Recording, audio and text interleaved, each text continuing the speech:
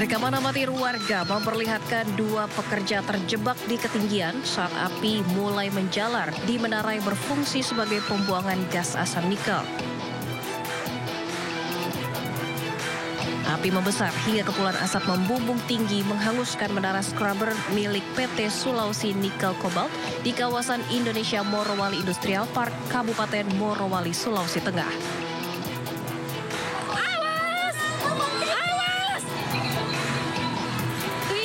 Keduanya dilaporkan berhasil selamat meski harus mendapat perawatan medis akibat luka bakar ringan yang dialami. Hingga kini belum diketahui pasti penyebab kebakaran. Namun diduga kebakaran akibat kecelakaan kerja pada aktivitas pengelasan di menara pembuangan gas asam. Percikan api jatuh dan mengenai tangki fiberglass hingga menimbulkan kebakaran hebat. Kita saksikan sendiri bahwa untuk api sudah tidak ada lagi, namun untuk korban memang ada 2 orang, 1 TKA dan 1 TKI. Luka bakar dan alhamdulillah masih dalam perawatan dalam kondisi baik. Awas! Awas! Tuhan. Polres Morowali, Sulawesi Tengah masih melakukan penyelidikan mendalam untuk mengetahui penyebab pasti kebakaran. Menurut laporan, kebakaran serupa seringkali terjadi di kawasan industri nikel terbesar di Sulawesi hingga menimbulkan korban.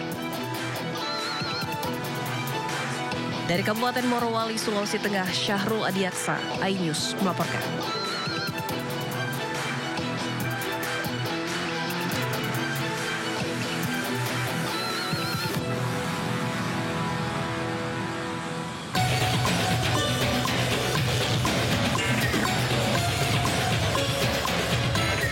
Sebuah minibus terbalik di Jalan Flyover Benyamin Sueb, Pademangan, Jakarta Utara.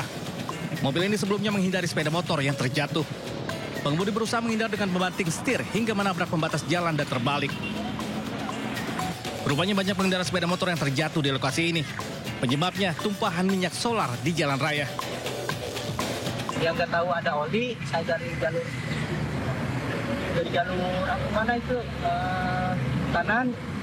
Di sini tiba-tiba teman saya jatuh tapi dia bawa motor paling jauh ya. Kalau saya kan kaget saya. Nah udah di situ saya juga ikut jatuh bawa motor sama. Ketika Pajero ini melintas, dia dari keluar tol Kemayoran, lalu beliau ini kena oli tumpah. Nah, lanjut setelah oli tumpah tergelincir menabrak yang jembatan lalu terbalik. Akibat peristiwa itu, seorang pengendara sepeda motor terluka di tangan, 2 lainnya terluka di bahu dan kaki. Pasca peristiwa itu, pengemudi mobil beserta mobilnya dibawa ke Lakalantas Satwil Jakarta Utara untuk dilakukan pemeriksaan. Dari Jakarta, Sofyan Firdaus, iNews melaporkan.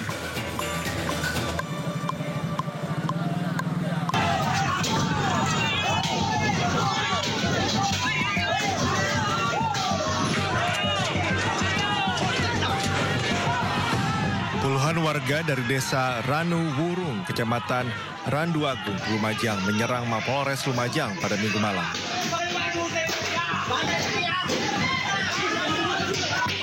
Warga memaksa masuk dengan merusak pintu Mapolres sambil melemparkan berbagai barang hingga batu ke dalam Polres Lumajang.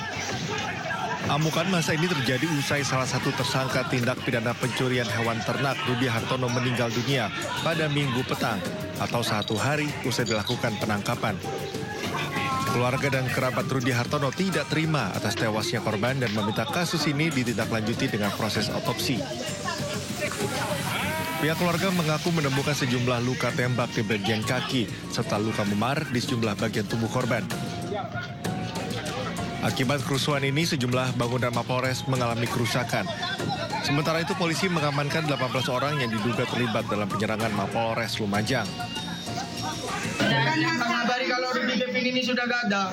Saya dengar kabar ini dari teman saya, kalau Rudy Kevin kritis di Rumah Sakit Bayangkara. Bukan meningkus, Pak. Itu, Pak. Ditangkapnya kapan ya? Ditangkapnya kemarin jam 5 sore, Pak. Dan hari ini, tadi pagi itu mengeluh mual, dilakukan penanganan oleh penjaga tahanan terus dia dikasih makan dan rasa mualnya hilang. Tetapi tadi jam 15.00 mengeluh sakit lagi, terus dibawa ke Rumah Sakit Bayangkara. Kini jenazah Rudi Hartono segera diotopsi di Rumah Sakit Dr. Haryoto Lumajang untuk mengetahui pasti penyebab kematian korban.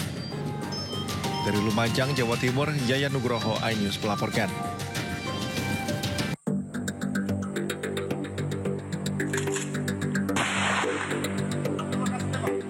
Inilah penangkapan 3 remaja pelaku penyerangan sekolah di sebuah rumah di Kecamatan Batauga, Kabupaten Buton Selatan, Sulawesi Tenggara.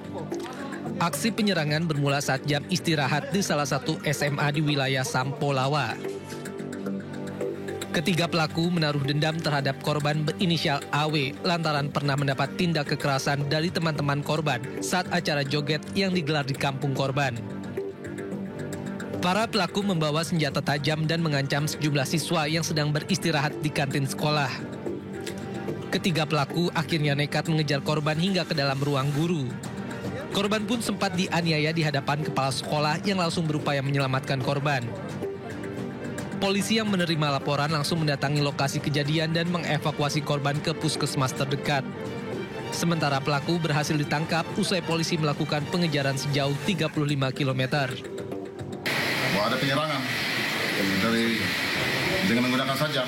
Mendengar informasi tersebut, anggota kami turun ke TKP dan langsung mengamankan korban, dibawa di puskesmas dan tersangka kami kejar sampai di wilayah hukum Polsek Batauga. Akibat penganiayaan, korban alami luka pada bagian kepala dan trauma.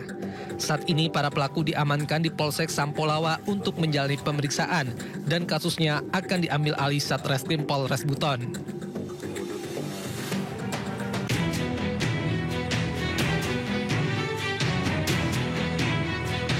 Jenazah Angga Bagus Perwira, siswa kelas 7 SMP Negeri di Grobogan, Jawa Tengah yang sempat diotopsi di Rumah Sakit Umum Daerah Dr. Sujati Purwodadi, Grobogan, Jawa Tengah dipulangkan ke rumah duka. Berdasarkan keterangan teman sekolahnya, sebelum tewas korban sempat berkelahi sebanyak 2 kali di sekolah. Pemicu perkelahian pertama kali adalah korban tidak terima alami perundungan oleh temannya. Pelaku sempat memukul kepala korban dan korban membalas dengan menendang pelaku. Perkelahian kedua antara Angga dengan teman lainnya terjadi ketika salah satu teman memprovokasi korban untuk mau berkelahi dengan pelaku lainnya. Pada perkelahian kedua, korban sempat jatuh terpeleset pingsan yang kemudian kejang-kejang hingga nyawanya tak tertolong. Berdasarkan keterangan keluarga korban seusai diotopsi, korban ditemukan alami luka benturan di samping kanan dan kiri kepala. Korban juga alami patah tulang tengkuk. Polisi masih melakukan pemeriksaan terhadap 9 saksi, diantaranya guru dan siswa.